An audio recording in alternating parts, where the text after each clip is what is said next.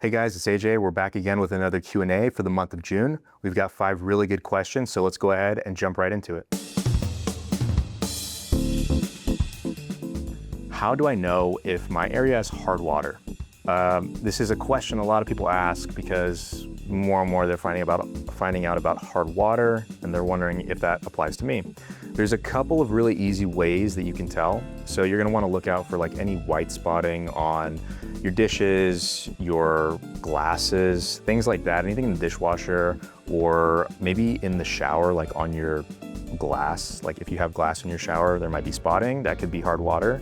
It could also be like maybe you get out of the shower and your skin or your hair is kind of dry, which could also be chlorine, but could be hardness too. So if you see like the combination of those things, you might be dealing with hardness.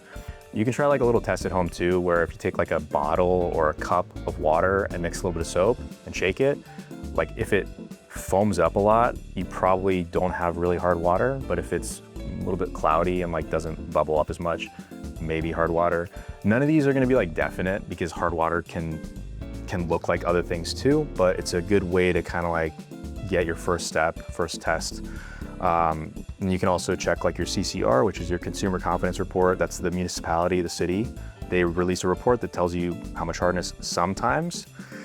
So that's a couple of ways. We also have a map on the website.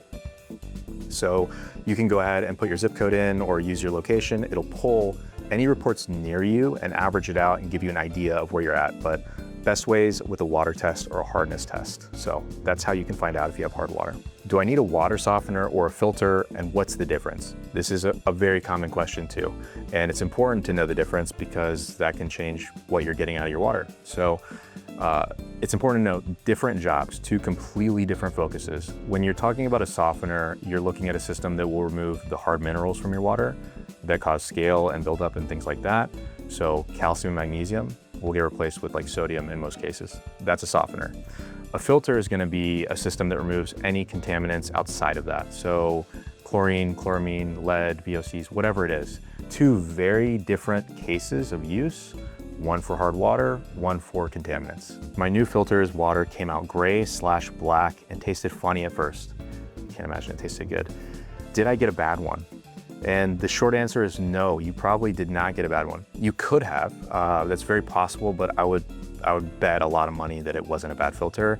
It sounds like it might not have been fully primed or prepared for drinking water use. So with carbon cartridges and really any other cartridge actually, so with water filter cartridges, it's really important that you take the time when you first get them to actually prime the cartridge. So that means like soaking it in water for however long your manual says.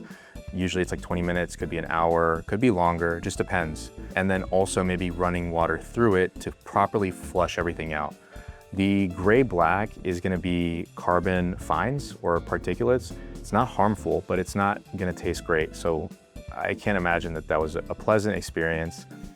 If this wasn't a new filter, then it might be bad, but well, you said it was a new filter, so never mind. But yeah, hopefully that helps. So we have a customer who said, my arsenic filter works great.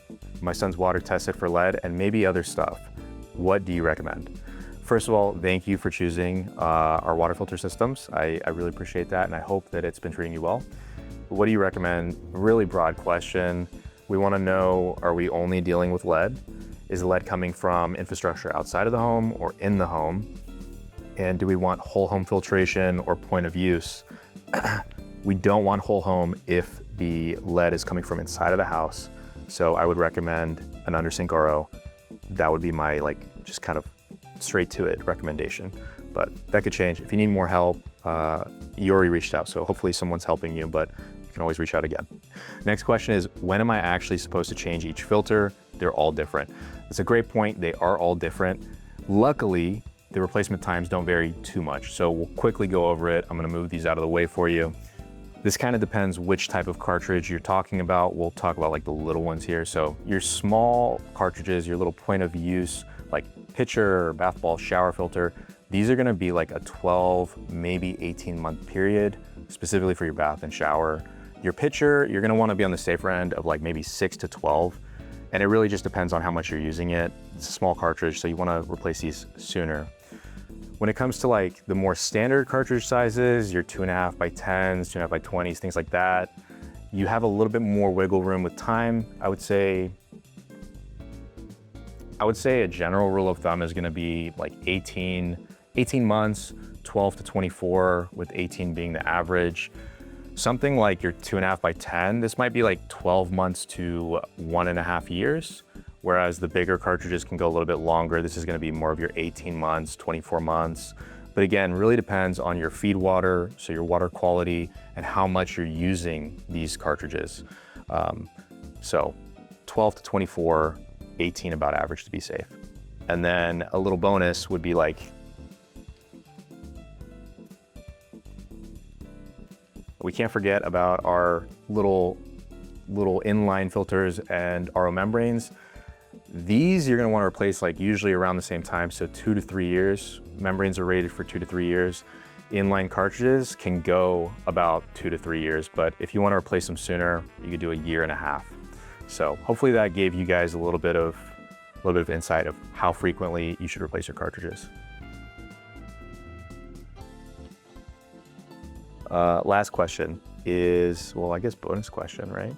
Would be about a vacuum breaker. And a customer is saying that they are trying to buy a vacuum breaker, or they did buy a vacuum breaker, and they're having difficulty identifying what it looks like, and the AI chat's not helping them out too much. So I'm sorry about AI chat not helping you.